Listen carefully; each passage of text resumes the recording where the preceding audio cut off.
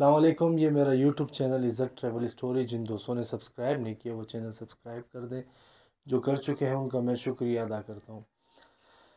तो जी आज मैं आपके साथ जो मेरी ट्रैवल स्टोरी है उसमें से एक वीज़ा के हवाले से आपके साथ एक स्टोरी शेयर करना चाहता हूँ।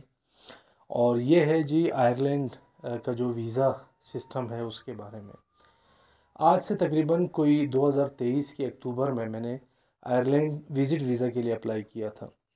तो उस ज़माने में तकरीबन जो डॉक्यूमेंट्स रिक्वायर थे, जो उनकी वो मैंने सबमिट करवाए थे, वो सिंपल वही पासपोर्ट, ट्रैवल हिस्ट्री, आपका बैंक स्टेटमेंट।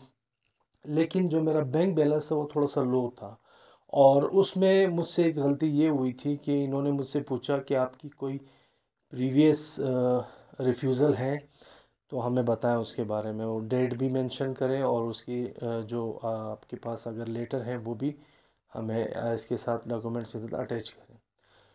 तो उस वक्त मैंने नहीं जमा करवाए थे वो, और मैंने उनको इसके बारे में बताया भी नहीं क्योंकि वो यूके का जो रिफ्यूज़ल लेटर थे, या मेरी 3 दफ़ा यूके की विज़िट वीज़ा रिफ्यूज़ल हो चुकी है। तो इससे कोई फ़र्क नहीं पड़ता आपका अगर रिफ्यूज़ हो जाता है यूके का, आपका 10 दफ़ा हो जाए, 100 दफ़ा हो जाए, कोई मसला नहीं है। आप उसके बारे में बिल्कुल भी ना सोचें। लेकिन उस वक्त मैंने इनको उसके बारे में बताया नहीं क्योंकि मैं ये समझ रहा था कि आयरलैंड अलग है और यूके अलग है, लेकिन इनका जो इमिग्रेशन है वो कंबाइन है और शेयरिंग ये करते हैं इंफॉर्मेशन जो इमिग्रेशन से रिलेटेड होती हैं। तो मुझे उस टाइम बिल्कुल भी इस चीज़ का एहसास नहीं हुआ और मैंने उस चीज़ को इग्नोर किया। तो उसके बाद जब मेरा डिसीजन आया, और डिसीजन इनका आया था तकरीबन कोई 2 महीने के बाद, और उसकी जो वीडियो है वो भी मैं दे चुका हूँ। आप मेरे चैनल पे देख सकते हैं, मैं उसका लिंक भी कॉपी कर दूँगा, उसका तरीक़ेकार भी कॉपी कर दूँगा, और आपको डिसीजन कैसे चेक करना है ऑनलाइन वो भी बता दूँगा। कोई भी अगर अप्लाई करना चाहता है तो आयरलैंड का बड़ा ईज़ी तरीका है इनके डॉक्यूमेंट्स वगैरह सबमिशन करने का।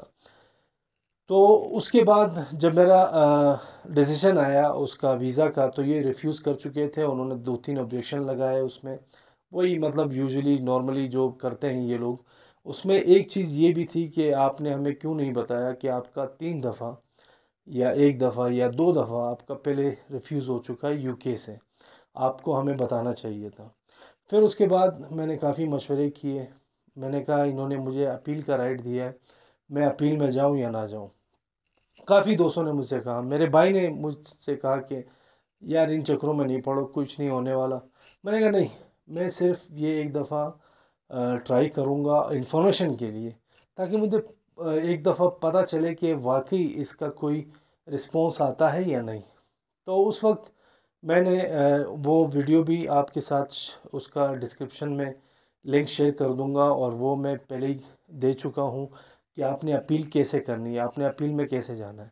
बड़ा सिंपल तरीका है, उसकी दरख्वास्त मैंने की और उसके साथ जो सपोर्टिंग डॉक्यूमेंट्स थे वो मैंने सबमिट करवाए। आज की तारीख़ में मुझे ईमेल मौसूल हुई है और उसमें इन्होंने कहा है कि जी आपका हम जो अपील आपने की थी वो आपको उसी जो आपकी डिसीजन है रिफ्यूज़ल की वो बरकरार रखते हैं हम, क्योंकि आपने जो डॉक्यूमेंट्स थे हमें जो प्रोवाइड किए हैं वो अनसेटिस्फाई है। अच्छा जी, इसमें मैं आपको ये बता दूं, जब भी आपको कभी रिफ्यूज़ हो, अव्वल तो मैं दुआ करूंगा कि आपका कभी रिफ्यूज़ ना हो, लेकिन अगर रिफ्यूज़ हो जाता है और ख़ासकर आयरलैंड का, तो ये आपके पासपोर्ट पे स्टंप भी लगाते हैं। मतलब उनका आयरलैंड लिखा होता है, कौंसलेट आयरलैंड, और तारीख़ लिखी होती है जिस तारीख़ को आपने सबमिशन किए होते हैं। तो उसका मतलब ये होता है कि ये यहाँ से चेक होके गया है। तो इनको लगाना नहीं चाहिए वो स्टंप, लेकिन ये बहरहाल लगाते हैं स्टंप रिफ्यूज़ल के टाइम पे। और दूसरी ये है कि अगर आपका कभी भी रिफ्यूज़ हो जाए, अपील का राइट आपने बिल्कुल इस्तेमाल करना है, और पाकिस्तान से तो बिल्कुल ही ईज़ी है। और उस वक्त मैंने तकरीबन कोरियर के थ्रू डॉक्यूमेंट्स जितने भी थे मेरे, वो मैंने सबमिट करवाए, यानी पोस्ट किए, मैंने मेल किए इनको आयरलैंड। और उस वक्त जो चार्जेस थे नॉर्मली टीसीएस के 14-15 हज़ार रुपये थे, लेकिन लिपर्ड के सबसे कम थे। और अगर आपका कोई रिश्तेदार या दोस्त होगा तो और ज़्यादा आपको कम रेट मिलेंगे। यूँ समझे कि 7-7,500 रुपये में मेरे डॉक्यूमेंट सबमिट हो गए थे। अगर उस वक्त मैं थोड़ा सा और अपने डॉक्यूमेंट्स को अच्छा कर देता तो शायद आज डिसीजन थोड़ा सा चेंज, लेकिन मुझे कोई वो नहीं है, देर आए दुरुस्त आए। डिसीजन बिल्कुल रिफ्यूज़ का ये है, लेकिन ये अच्छी बात है कि मुझे मेरी अपील की जो वो डिसीजन था उसका मुझे रिज़ल्ट मिल गया है, उसका जवाब मुझे मिल गया है। आंसर मिल जाए आपको एक चीज़ का तो ये बहुत बड़ी बात होती है। तो मेरी उस वक्त की जो मेहनत थी वो ज़ाया नहीं हुई। तो आपको भी यही मशवरा दूंगा, जब भी आपका अगर रिफ्यूज़ हो जाता है तो आपने अपील ज़रूर करनी है, शेंजन की हो या आयरलैंड की हो, कहीं की भी हो, अपील में ज़रूर जाएं। अगर आपको राइट देते हैं वो अपील तो आप ज़रूर अपील करें। उसका कोई ना कोई 1% भी अगर चांस होगा तो आपको वीज़ा लग जाएगा। तो बहुत शुक्रिया, मेरे चैनल को सब्सक्राइब करते हैं।